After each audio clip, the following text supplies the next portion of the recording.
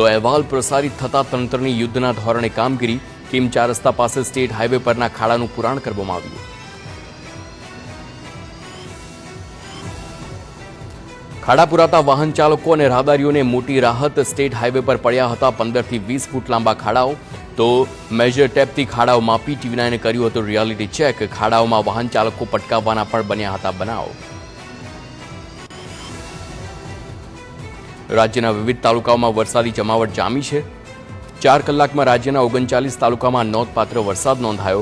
કચ્છના અનેક તાલુકાઓમાં ધોધમારની સ્થિતિ છે તો સૌથી વધુ ગાંધીધામમાં 1.89 ઇંચ વરસાદ. કચ્છના માંડવી અને ભચાઉમાં 1.81 ઇંચ વરસાદ વરસ્યો છે. અંજાર, નખત્રાણા, અબડાસામાં પણ ભારે વરસાદ છે. દક્ષિણ ગુજરાત, દેવભૂમિ દ્વારકામાં વરસાદની ધમાકેદાર બેટિંગથી સમગ્ર વિસ્તાર પાણી.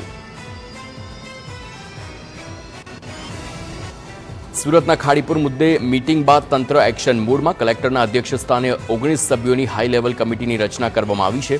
ખાડીપુરને અવરોધતા બાંધકામ મુદ્દે પહેલા સર્વે હાથ ધરાશે. સર્વે કર્યા બાદ અવરોધતા બાંધકામો સામે થશે કડક કાર્યવાહી.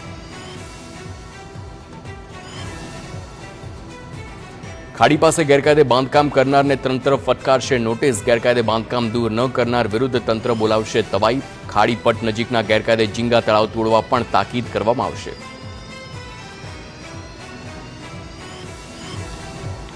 સુરત જિલ્લામાં ભારે વરસાદથી નદીઓ જીવંત બની છે. કીમના ઉપરવાસમાં વરસાદથી નદીઓ ડેમોમાં પાણીની આવક થઈ છે. સુરત અને ભરૂચ જિલ્લાની જીવાદોરી સમાન કીમ નદી બે કાંઠે તો કીમ નદીના પાણીથી ખેડૂતોમાં ખુશીનો માહોલ છે.